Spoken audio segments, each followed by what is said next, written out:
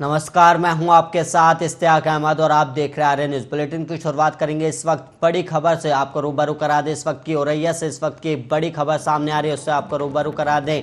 आपको बता दें कि सपा नेता मखलू पांडे के घर पर छापा पड़ा। इस वक्त की औरैया से बड़ी खबर सामने आ रही है, जहां पर सपा नेता मखलू पांडे के घर पर छापा पड़ा है। और वहीं आपको बता दें कि विजिलेंस और आयकर टीम का ये छापा पड़ा है। और वहीं आपको बता दें निलंबित जिलाधिकारी सुनील वर्मा का बेहद करीबी बताया गया है मखलू पांडे, जिसके घर पर अब आयकर विभाग और विजिलेंस टीम का छापा पड़ा। और वहीं आपको बता दें कि मखलू पांडे पर आय से अधिक संपत्ति का आरोप है, जिसके बाद मखलू पांडे पर यह छापा पड़ा और अवैध खनन को लेकर कई जगहों पर छापेमारी चल रही है। जिसके अलावा आपको बता दें कि लगातार मखलू पांडे के घर पर छापा पड़ा और मखलू पांडे को औरैया रत्न से भी सम्मानित किया गया था। अब अजीतमल के मुरादगंज स्थित आवास का ये मामला है, मुरादगंज का ये मामला है, जहां पर आयकर विभाग का ये छापा पड़ा है। जिसके बाद अब मखलू पांडे के कई स्थानों पर छापेमारी जारी है और सपा नेता मखलू पांडे के घर पर विजिलेंस और आयकर विभाग का ये छापा पड़ा। और वहीं मखलू पांडे पर आय से अधिक संपत्ति का आरोप लगा, जिसके बाद आयकर विभाग ने उनके घर पर छापा मारा। और वहीं आप साफ देख सकते हैं टेलीविजन स्क्रीन पर कि वहां पर पुलिस बल मौजूद है और वहीं मखलू पांडे के घर पर आयकर विभाग का छापा जारी है। और वहीं कई स्थानों पर भी मखलू पांडे के कई स्थानों पर आयकर विभाग का एक छापा जारी है। और वहीं आपको बता दें कि मखलू पांडे को औरैया रत्न से सम्मानित किया गया था और ये जिलाधिकारी सुनील वर्मा के द्वारा मखलू पांडे को सम्मानित किया गया था। और इसके अलावा आपको बता दें कि अजीतमल कोतवाली क्षेत्र के मुरादगंज स्थित आवास का ये मामला है।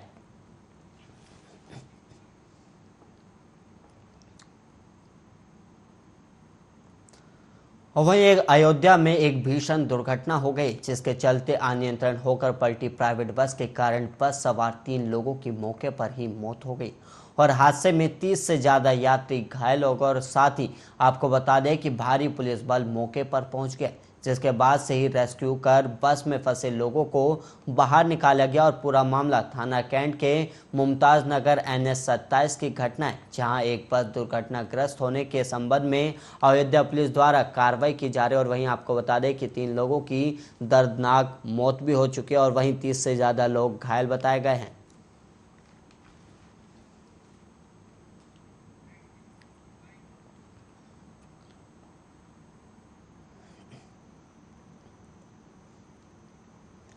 वहीं यूपी के मुख्यमंत्री योगी आदित्यनाथ ने गोरखपुर BRD मेडिकल कॉलेज का दौरा किया और गोरखनाथ मंदिर हमले में घायल पुलिसकर्मी से मुलाकात भी की।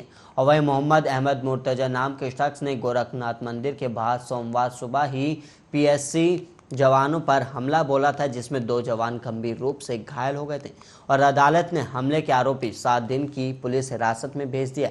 और इसके अलावा CM योगी ने घटनास्थल का दौरा भी किया और इस दौरान स्थानीय पुलिस अधिकारियों ने उन्हें मामले से अवगत भी कराया और घटना की जानकारी के बारे में विस्तार से जानकारी भी दी। और वहीं इस घटना को लेकर लखनऊ में अपर मुख्य सचिव गृह अविनीश अवस्थी और अपर पुलिस महानिदेशक प्रशांत कुमार ने एक प्रेस वार्ता में कहा कि पुलिस के जवानों पर हमला किया गया एक गंभीर साजिश का हिस्सा है और उपलब्ध तथ्यों के आधार पर कहा जा सकता है कि यह आतंकी घटना है। और उन्होंने कहा कि हमलावर व्यक्ति आतंकी घटना को अंजाम देने के लिए बदनीयती से मंदिर परिसर में घुसने का प्रयास कर रहा था, जिसे PSC और पुलिस के जवानों ने नाकाम कर दिया। और वहीं अवनीश अवस्थी ने बताया कि हमले को नाकाम करने वाले PSC के जवान गोपाल गौर और अनिल पासवान और नागरिक पुलिस के जवान अनुराग राजपूत को मुख्यमंत्री योगी आदित्यनाथ ने 5 लाख रुपए इनाम के रूप में दिए जाने की भी घोषणा की है।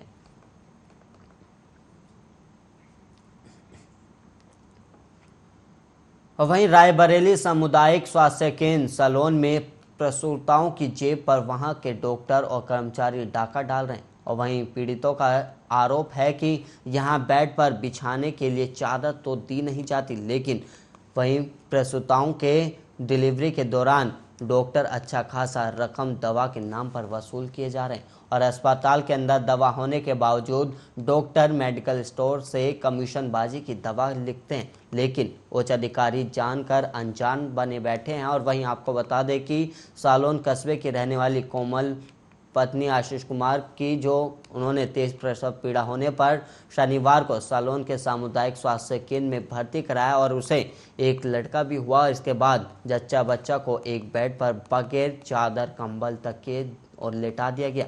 वहीं प्रसूता कोमल और उसके परिजनों ने बताया कि 2 बोतल ग्लूकोज और टांके लगाने का भी पैसा अस्पताल से मांगा गया और पैसे नहीं मिले, इसलिए अभी तक डिस्चार्ज नहीं किया गया। तो वहीं प्रसूता ने अस्पताल प्रशासन पर गंभीर आरोप भी लगाए हैं। क्या है मतलब पैसा लिया आप बता रही हैं कि? हाँ, जो पहले शाम को चढ़ाया एक बोतल ग्लूकोज, उसका 500 लिए और टाँका लगाए तो उसका 300 लिए धागे का। और फिर उसके बाद दोबारा कोई दिक्कत हो गई, फिर टाँका लगाए। उस धागे को पहले बोले पैसा दे दो, धागा ला लें तब टाँका लगाए। अभी आप डिस्चार्ज कर रहे हैं तो क्या पैसे मांग रहे हैं? पैसे के लिए बुलाए हैं, मतलब 2 बोतल ग्लूकोज चढ़ा है उसके लिए पैसे लेंगे और जो दवा देंगे उसका पैसा लेंगे, कम से कम 3-4 हजार लेंगे अस्पताल से। हाँ, अभी लेंगे। जो आपको लिटाया गया है, चादर कंबल तकिया सब मिला? कुछ नहीं, कुछ नहीं दिया आप देख ही रहे हो जैसे। वहीं रायबरेली के गदागंज थाना क्षेत्र के मुतवल्लीपुर गांव में एक शव मिलने से इलाके में हड़कंप मच गया। वहीं आपको बता दें कि गांव के एक ईंट भट्टे के पास गड्ढे में ग्रामीणों ने एक बुजुर्ग के शव को पड़ा हुआ देखा। तो वहीं सूचना पर पहुंची पुलिस ने शव को कब्जे में लेकर पोस्टमार्टम के लिए भेज दिया। वहीं बुजुर्ग के सर पर चोट के निशान होने से अज्ञात वाहन की टक्कर से दुर्घटना की आशंका जताई गई, जिसके चलते मृतक की पत्नी ने अज्ञात वाहन के खिलाफ थाने में तहरीर दे दी। और वहीं आपको बता दें कि नसीरनपुर गांव निवासी सुरेंद्र सिंह रविवार की शाम घर से साइकिल लेकर जमुनापुर चौराहे के लिए निकले थे और देर में घर तक वापस नहीं लौटे और जिसके बाद परिजनों ने उनकी खोजबीन शुरू कर दी, लेकिन रात भर उनका कोई पता नहीं चल पाया। जिसके बाद सोमवार के मुतवल्लीपुर स्थित ईंट भट्टे के पास गड्ढे में उन ग्रामीणों ने उनके शव को पड़ा हुआ देखा और थोड़ी ही देर में मौके पर भीड़ जमा हो गई। वहीं सूचना पाकर परिजन भी मौके पर पहुंचे, जिसके बाद जानकारी मिलने पर पहुंची पुलिस ने शव को कब्जे में लेकर पोस्टमार्टम के लिए भेज दिए और वहीं आगे की कार्रवाई जारी है।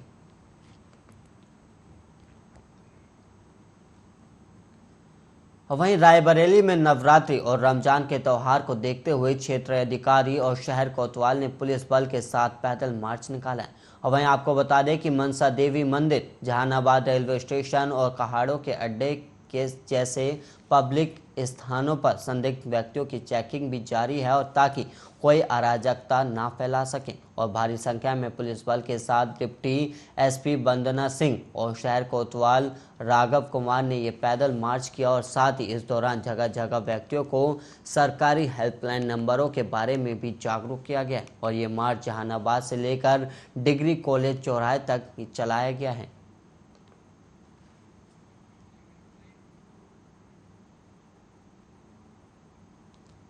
वहीं गोरखपुर में हुए सुरक्षा बल पर हमले के बाद अयोध्या में सुरक्षा घेरा सख्त कर दिया गया, क्योंकि अयोध्या में भगवान राम के जन्मोत्सव को मनाए जाने की तैयारी जारी है, जिसमें लाखों श्रद्धालु शामिल होने की संभावना बनाई जा रही है, जिसको देखते हुए सभी प्रवेश द्वारों पर सघन चेकिंग की जा रही।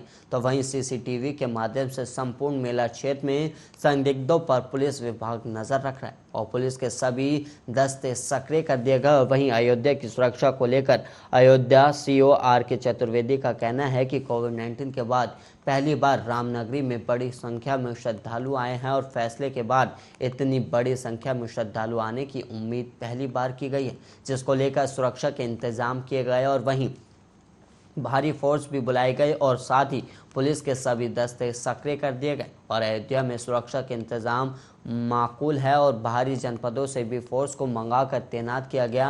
और वहीं RPF, CRPF, ATS, NSG commando समेत सभी खुफिया एजेंसियां लगी हुई और जगह जगह पर चेकिंग पॉइंट है और सभी पर नज़र रखी जा रही, जिससे कि मेला सकुशल निपट सके। और अयोध्या सीओ का कहना है कि अयोध्या में संवेदनशीलता हमेशा बनी रहती है और वहीं कहा कि अयोध्या अलर्ट पर हमेशा ही रहता है और गोरखपुर हमले को देखते हुए हम और भी अलर्ट हो गए हैं।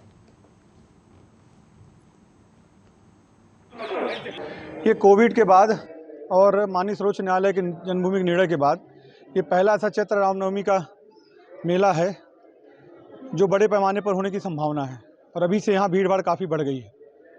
तो एटीएस कमांडो के साथ हमारे पीएससी और जो बाहर से हमारे फोर्स अधिकारी आए हैं और आम पब्लिक जो अभी से मेले में आना शुरू हो गई है, उनके मन में एक सुरक्षा का विश्वास पैदा करना, अपराधियों में खुराफाती तत्वों में भय पैदा करना, ये हमारा ये फुट मार्च और पैदल मार्च का ये हमारा उद्देश्य है। कहाँ से कहाँ तक? ये हम लोगों ने राम की पैड़ी से लेके हनुमानगढ़ी, राम जन्मभूमि और कनक भवन जो हमारे मुख्य मंदिर हैं, मुख्य मार्ग हैं, सभी में हम लोगों ने रूट मार्च किया है। ये कोविड के बाद और माननीय सर्वोच्च न्यायालय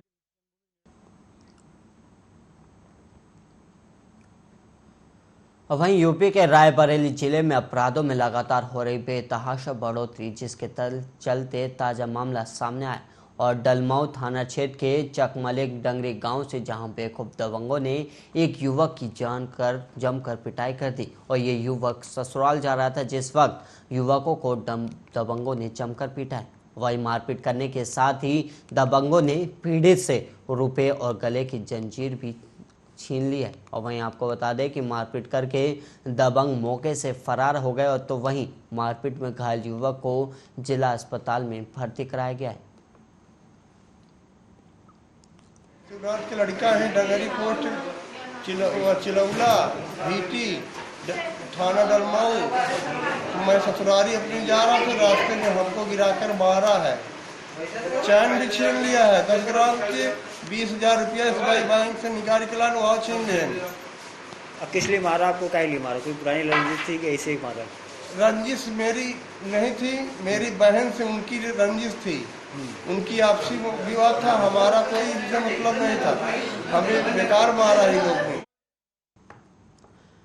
और वहीं इस बीच एक फिरोजाबाद से बड़ी खबर सामने आ रही है, उससे आपको रूबरू करा दे। इस वक्त की फिरोजाबाद से बड़ी खबर सामने आ रही है, जहां पर फिरोजाबाद मंदिर पर दर्शन करने आए लोगों से भरी कंटेनर अनियंत्रित होकर पलट गई। और वहीं आपको बता दें, इस वक्त की बड़ी खबर सामने आ रही है, जहां पर मंदिर दर्शन करने आए लोगों से भरी कंटेनर पलटाए, जिसके बाद दर्जन से ज़्यादा लोग घायल हो गए। और वहीं आपको बता दें कि अनियंत्रित होकर कैंटर पलट गया, जिसके बाद दर्जन से ज़्यादा लोग घायल हो गए और 3 दर्जन से ज़्यादा लोग घायल बताए गए हैं। और वहीं आपको बता दें कि थाना टुंडला के चौकी राजा के ताल क्षेत्र के नगला हरिचंद के मोड़ पर यह हादसा हुआ है, जिसमें एटा जनपद से फिरोजाबाद जनपद के थाना टुंडला के वैष्णो देवी मंदिर पर आए थे श्रद्धालु, जिसके बाद ये हादसा हो गया और करीब 1 दर्जन लोगों की हालत गंभीर बताई गई। और वहीं आपको बता दें कि महिलाओं, बच्चों सहित कुल 30 के लगभग लोग घायल हुए हैं और पुलिस ने मौके पर पहुंचकर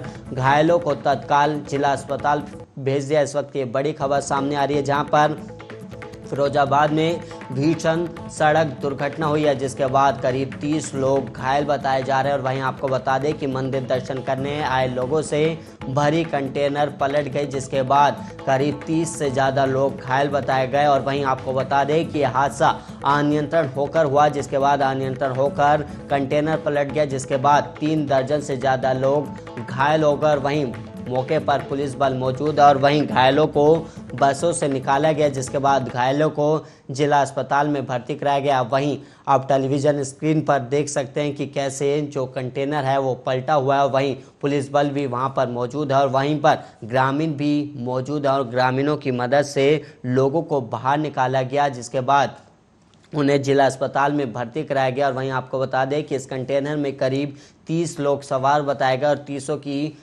घायल बताया गया। और वहीं आपको बता दें कि इन 30 घायलों में 10 की हालत गंभीर बताई गई, जिन्हें अस्पताल में भर्ती कराया गया। वहीं पुलिस बल मौके पर मौजूद है और रेस्क्यू ऑपरेशन चलाकर घायलों को बाहर निकाला गया और उन्हें अस्पताल में भर्ती करा दिया गया है।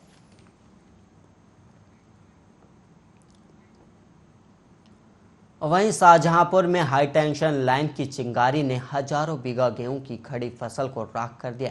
और वहीं आपको बता दें कि किसानों की 6 महीने की कमाई बर्बाद हो गई। हालांकि सूचना पर पहुंची दमकल की गाड़ियां और कड़ी मुशक्कत के बाद आग पर काबू पाया गया। और मामला शाहजहांपुर जनपद के तिलहर थाना क्षेत्र के नेशनल हाईवे का है, जहां पर हाई टेंशन तार से गिरी चिंगारी के कारण आग लग गई और वहीं आग लगने से कई बीघा जो गेहूं है वो जलकर राख हो गई है।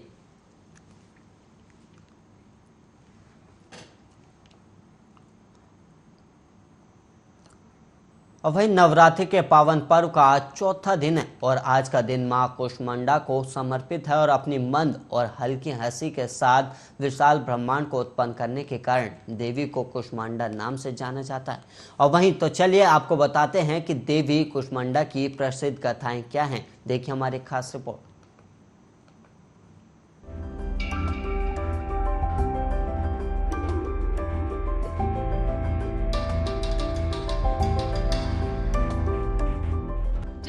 नहीं थी, चारों तरफ अंधकार ही अंधकार था, तब हल्की सी मंद मंद मुस्कान चेहरे पर लिए देवी ने विशाल ब्रह्मांड की रचना कर दी। मान्यता है कि जब सृष्टि का अस्तित्व नहीं था, चारों ओर अंधकार ही अंधकार था, तब देवी कूष्मांडा ने ब्रह्मांड की रचना की थी। इसीलिए देवी सृष्टि की आदि स्वरूपा और आदि शक्ति है। इनके पहले ब्रह्मांड का अस्तित्व था ही नहीं।